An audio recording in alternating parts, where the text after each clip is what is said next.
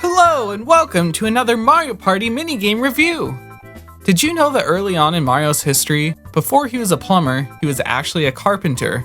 That's right, the original Donkey Kong took place on a construction site, so his backstory was that he was a carpenter. Later on, when Mario Bros was made, his job was changed to plumber since the game was based around pipes. And now here we are again, Mario working with wood. But he's not carpenting wood this time. Instead, he has something against flat-cut posts and has to pound them into the ground so that only the dangerous, sharp, pointy ones are left sticking out. The game is Ground Pound. It's a single-player minigame in which you have to pound the flat posts into the ground before time runs out. If you hit one of the pointy ones, you'll be stunned for a few seconds before you're able to get up. When the game begins, you'll have a bit of time to see which ones are flat and which are pointy. There are always 5 flat ones and 7 pointy ones. After a few moments, butterflies perch themselves onto every post, but fear not, you can still partially see what kind of posts they're hiding below them.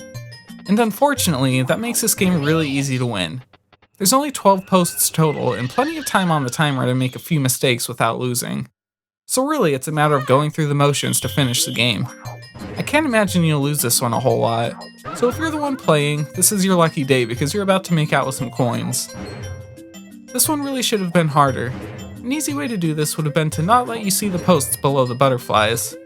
They also could have made you lose if you hit one of the pointy posts. Another way to make it harder would be to have 16 posts instead of 12. Even having you still find 5 posts would be made harder by the fact that they would be more spread out. With 12 posts, there's usually 3 or so right next to each other, which makes it easy to create a pattern in your brain of where to go. It's harder to create a pattern when things are more spread out. These single-player minigames are all slightly limited by the fact that they're single-player. They're almost all some sort of memorization type game. There's not much room for spontaneous fun in them.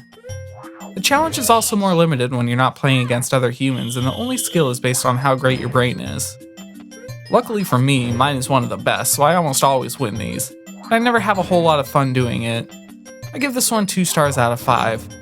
It's a basic game of memorization that never amounts to anything more. And it's a relatively easy one at that. Well, that does it for today's review. Next up is Hammer Drop. Will it be a game worthy of a mic drop, or will it drop like a ton of bricks? Subscribe, hit the bell, and join me tomorrow to find out. Hope to see you then.